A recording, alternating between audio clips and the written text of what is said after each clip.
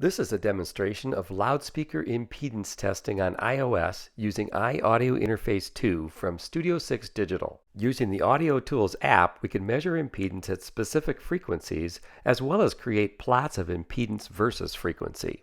iAudio Interface 2 has an XLR mic input, line input, and balanced output. We're using the generator output for this test. We need a cable that connects only the tip and ring of a 1/4-inch stereo plug to a pair of clips. The ground in the plug is left disconnected. To begin, start the AudioTools app and go to the Speakers menu. You will see that there are two impedance modules. The in-app purchase will unlock both modules. Let's start with the impedance test to see how we calibrate the system to get started. Tap the Setup button. You will see that there are two modes, direct and shunt. We will be demonstrating the direct mode, which is suitable for most situations.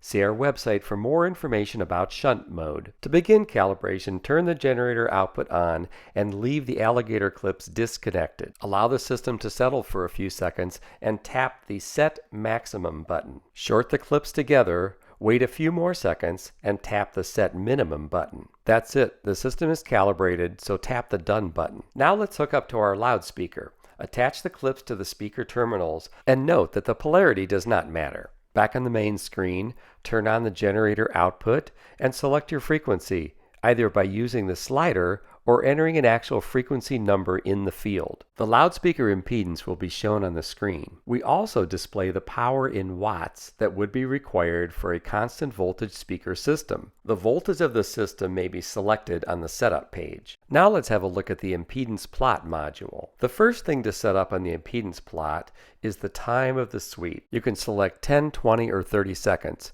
Note that the longer sweep will have better resolution, especially at lower frequencies. Since we're already calibrated and have the loudspeaker hooked up, just tap the play button to begin the test. As the sweep runs, the impedance will be computed in real time and displayed on the plot. As it runs, you will hear the tone coming out of the loudspeaker driver. Use the cursor to drag across the plot and read out the exact impedance at any frequency. The button in the lower left corner lets you change the plot smoothing from no smoothing all the way up to octave smoothing. There's also an option on the setup page to show driver parameters.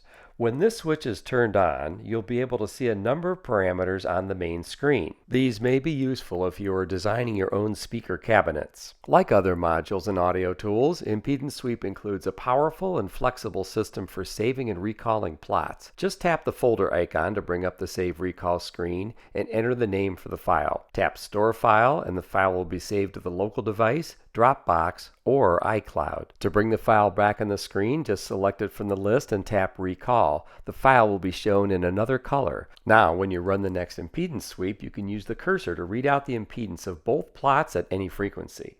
This concludes our demonstration of impedance testing from Studio 6 Digital using iAudio Interface 2.